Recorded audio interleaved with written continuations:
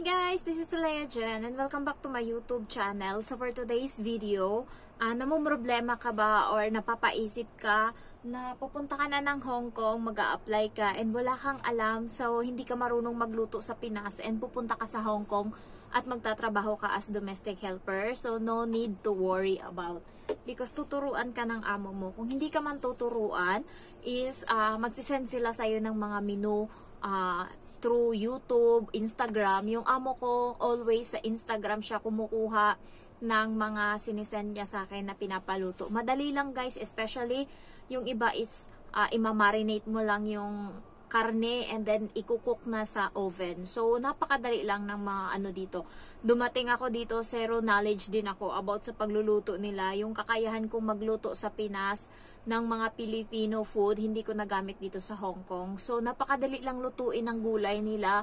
Hindi katulad sa Pinas na, di ba, marami pang mga arte-arte katulad na magluto ng menudo, ganyan. Magluto ng kaldereta, pochero, di ba, marami pang nilalagay. Dito sa Hong Kong is iba. Pag gulay-gulay lang talaga, ganun yung technique or ganun sila magluto dito. Halimbawa, yung kangkong, gigisahin lang yan sa luya. Tapos, lalagyan mo lang ng mainit na tubig. Pagkatapos mo gisahin sa luya, yung kangkong is lalagyan mo ng tubig, takpan, and antayin mo na, pakuluan mo siya in 3 minutes. Hanguin mo na, tapos na. Ganon din sa pagluto ng choy sam, bok choy ba yun? Bok choy.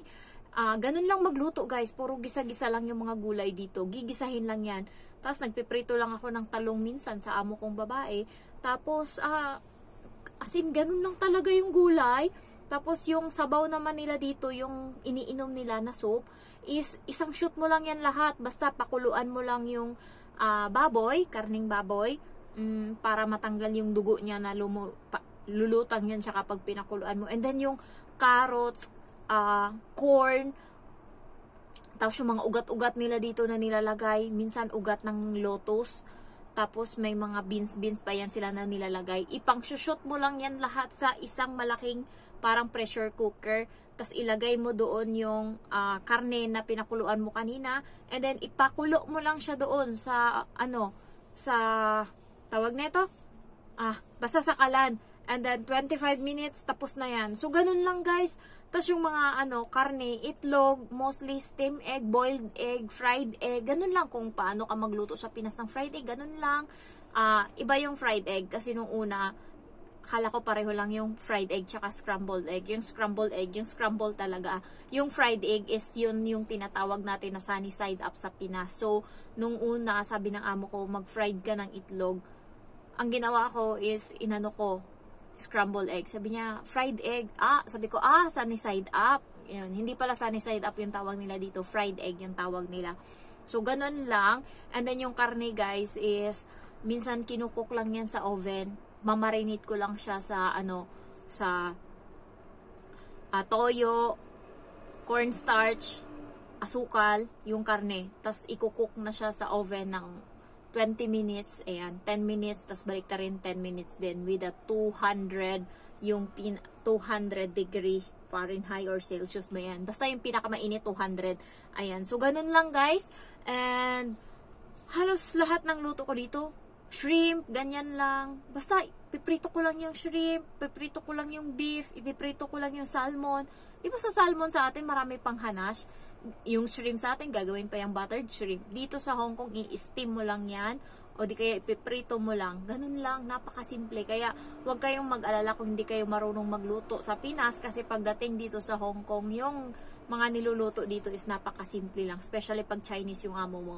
At tsaka, ipapasend naman nila yan sa'yo yung mga menu na gusto nila. Sisend nila galing sa YouTube, galing sa Instagram. Amo ko sa Instagram siya always. Pero, ituturo niya yan sa akin. Tapos sasabihin niya kasi in Chinese yung word. Sabihin niya sa akin, ito, lagyan mo ng ganito, soy sauce, lagyan mo ng cornstarch, ganito, i-mix mo, ganyan. Katulad ng, halimbawa, yung enoki na mushroom. Ilalagay ko na lang sa thumbnail yung picture niya kasi may picture ako nun. Siya, iro-roll mo lang yung mushroom na enoki sa parang shabu-shabu na na meat. And then, piprituhin mo siya. Pagkatapos mo iprito, meron kang sauce na nakalagay sa isang mangkok. Nandun na doon yung toyo, cornstarch, asukal, tsaka yung Chinese wine. Tas, Pagkatapos mo yung pinrito mo na yun, i-pour mo lang, ilunod mo lang yung yung sauce na hinanda mo sa mangkok.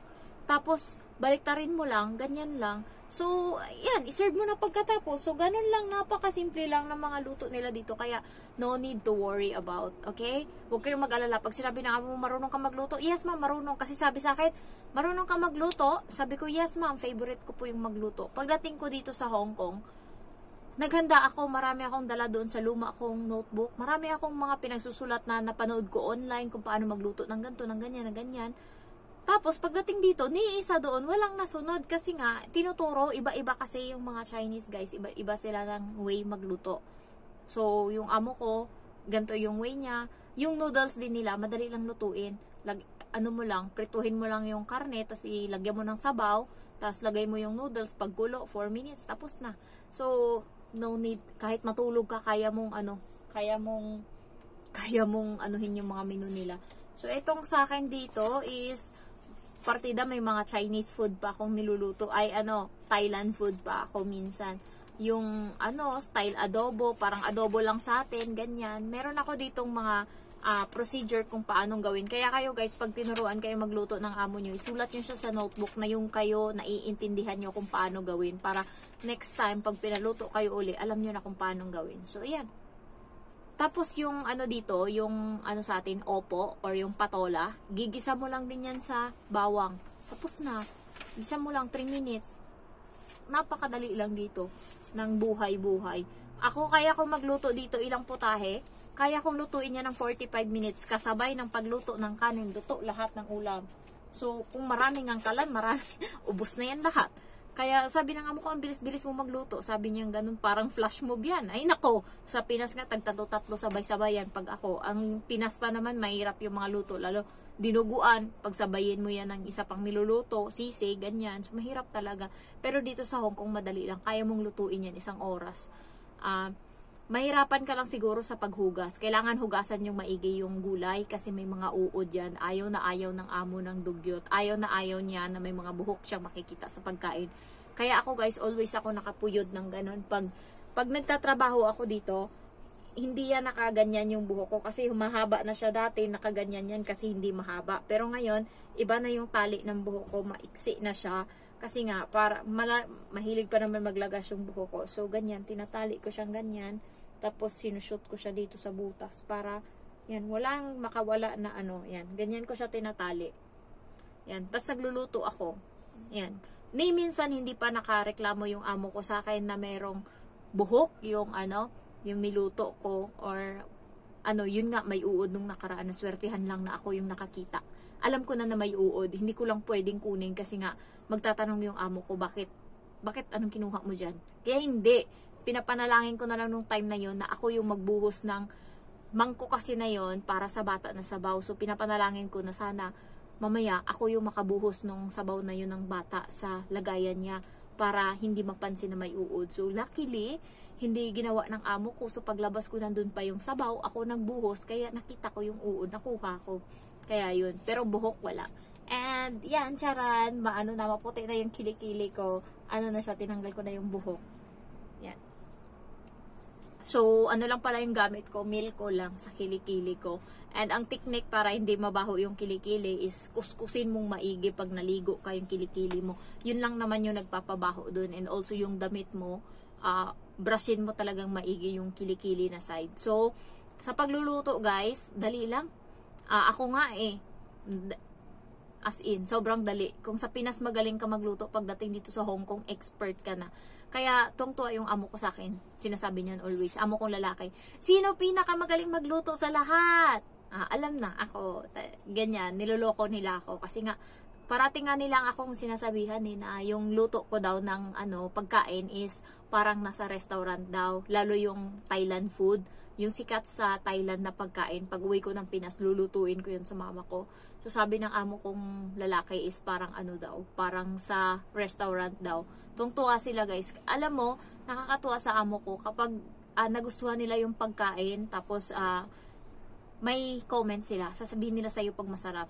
Pag hindi masarap, wala, kakain lang sila. Walang masabi. Normal lang or ganyan. Pero pag masarap na gusto nila, ang aanuhin nila is, sasabihin nila sa'yo is, the food is so good today. Ganun. The pork is so good. It looks like, sir say it's like he's eating in the restaurant. Sabing ganun. Talaga? Sabi ko ganun. What did you do? Sabing ganun ng amo ko sa akin. Anong ginawa mo? Ganyan, ganyan. Hindi ko sinasabi kung ano ginagawa ko para hindi niya makapi.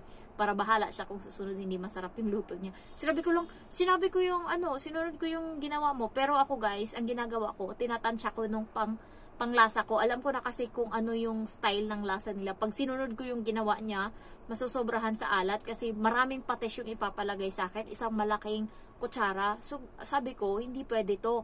Maalat to. Magrereklamo na naman siya. Kasalanan niya naman. Ang ginawa ko, inadjust ko. So, binawasan ko. Kinawa ko na lang kalahati yung patis. Kasi nga maalat talaga, di ba? Patis natin maalat. So, ayun. Kaya natutuwa yung amo ko sa akin pag pinapaluto niya ako. Halos wala. Isang beses lang na iwanan yung pagkain na may laman. Tinanong ko sila kung bakit. Sabi niya, hindi na nila kaya kasi nga busog na sila. Pero mostly is ubos talaga yan. Lalo yung bata, tuwang-tuwa yan. Pag gusto, sabi ko sa kanya, kumain ka na dun, masarap pagkain. Alam na agad ng bata. Pag sinabi kong masarap, hindi ako nakikipaglukuhan. Tatakbo yan siya sa mesa. And then, ayun, masarap nga. Ayan, tuwang-tuwa na yan siya. Kakain, ubusin niya yan talaga. So, ayun guys, huwag kayong mag-alala pag hindi kayo magaling magluto. Basta dalhin nyo lang yung notebook and ballpen nyo pag nagluluto kayo sa kusina. Alam naman na yan ng amo nyo. Kaya yung amo ko natutuwa sa akin kasi hindi niya na ako inuutusan na gawin ko yan, ilista ko yan. Pero nakikita niya ginagawa ko kasi nga gusto ko na sa sunod ba, hindi na ako tanong ng tanong kung ano yung ginawa, ganyan. Para isahang na lang, next time, alam ko na kung paano lutuin. Kaya, papangiti na lang yung amo ko sa akin pagka kinuha ko na tong notebook ko. Pag may sinabi siya sa akin, magluto tayo ng ganito ngayon. Okay ma'am, sige. Tapos, ayan, kukunin ko na yung notebook ko. Para, kasi nandyan yung mga sukat-sukat ng toyo, soka, or asukal, ganyan, cornstarch, ilalagay. Kaya, ganyan. So, yun lang guys. Huwag kayong mag-alala, yung mga hindi marunong magluto dyan. Pag uwi nyo ng Pinas, magaling na kayo magluto ng Chinese food. Alam nyo, pinaka gusto kong lutuin sa Pinas na pag uwi ko talaga, iluluto ko sa mama ko, yung minced pork ng Thailand. Yung ang sarap, para siyang giniling pero masarap siya. Gusto ko yan lutuin sa Pinas, papaktikin ko yan sa mama ko. And then yung shrimp pasta, yung para siyang carbonara style pero perfect. Hindi ko ipagpapalito sa carbonara. Next is yung Thailand food na chicken curry. Green curry siya. 'Di ba sa atin sa Pinas, yellow yung chicken curry natin. Ito is green. Masarap siya, guys. Grabing sarap niya. Walang-wala yung yellow na chicken curry natin. So, next na iluluto ko sa kanila is yung noodles sana. Tapos yung kangkong. Kasi pag nagluto ako ng kangkong sa Pinas, lutong-luto yung kangkong na nadurog na, sobrang itim na. Hindi na ganun yung iluluto ko ngayon sa kangkong. Gusto kong luto ng kangkong ngayon yung parang green pa siya. Masarap yun. Yung parang mga 4 minutes mo lang papakuluan yung kangkong. Tapos lalagyan mo ng ng karne. Yung karne muna is imamarinate mo siya.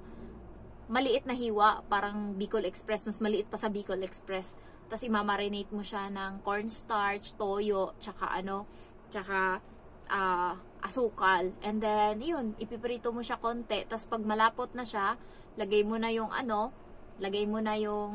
kangkong. And then, lagyan mo konting tubig. Tapos antayin mo lang na kumulo ng 4 minutes. Masarap na yun. Gusto ko yun. Tsaka yung broccoli. Dati hindi ako marunong magluto ng broccoli kasi sa Pinas hindi naman ganun ka common yung broccoli na gulay, diba? Pero dito sa Hong Kong, yun yung favorite ko. So, lulutuin ko yan sa mama ko. And also, ano pa ba? Yung mga Chinese food na gusto ko dito na iluluto ko. Yung noodles gusto ko. Sana nga, meron doon sa Pinas na noodles. Gusto kong patikimin sila ng noodles na fish. Sarap. And ano pa ba? Yun lang naman. Huwag kayong mag-alala. Kasi nga, pagdating dito, yung kakayahan nyo na yan, mai-enhance yan. Lalo pag nandun kayo always sa kusina. Mas gusto ng mga amo, magaling ka magluto, masarap ka magluto, mas gusto nila yun. Yung amo kong lalaki, yun yung favorite niya sa akin. Alam mo yung pagka, time na ng pagkain, alam mo yung nakatingin siya parati sa pagkain, kung ano yung luto. Ayan, pag alam niya, ay, parang masarap to, ganun. Tapos, lantakan niya talaga yan. Ubos talaga yan sa kanila, guys. Kaya yan lang. Thank you for watching and I love you all. Bye-bye.